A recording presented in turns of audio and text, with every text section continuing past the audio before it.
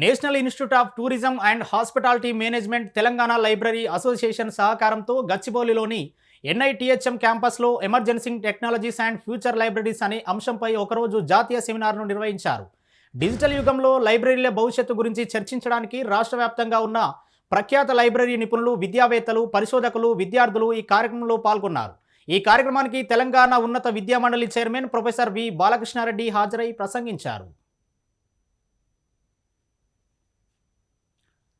అంతే చాలే ఒకటి. I'll do that. Chalo. Both of. Chalo.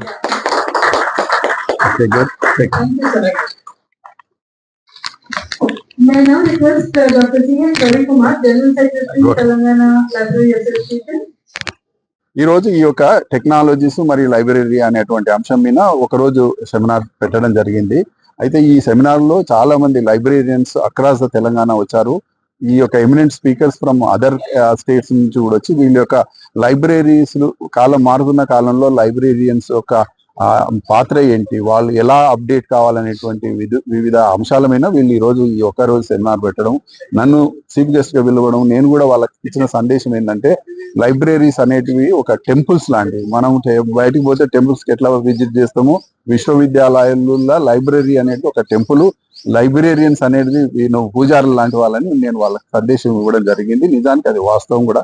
కాకపోతే ఒకటే ఏంటంటే వాళ్ళు కూడా ఈ యొక్క టెక్నాలజీని అనుసంధానం చేసుకొని టెక్నాలజీని వాడుకుంటూ పిల్లలకు చెప్తే మనకు రికగ్నిషన్ బాగుంటుందని సూచించడం.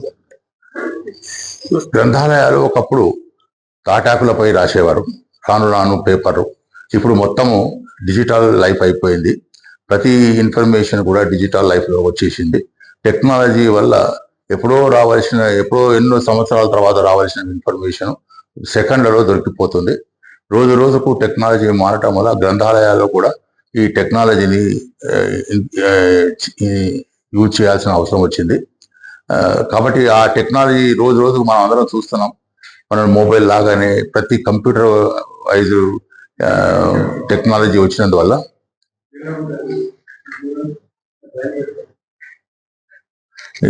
కంప్యూటరైజ్డ్ టెక్నాలజీలో ఎన్నో మార్పులు చేర్పులు వచ్చినాయి.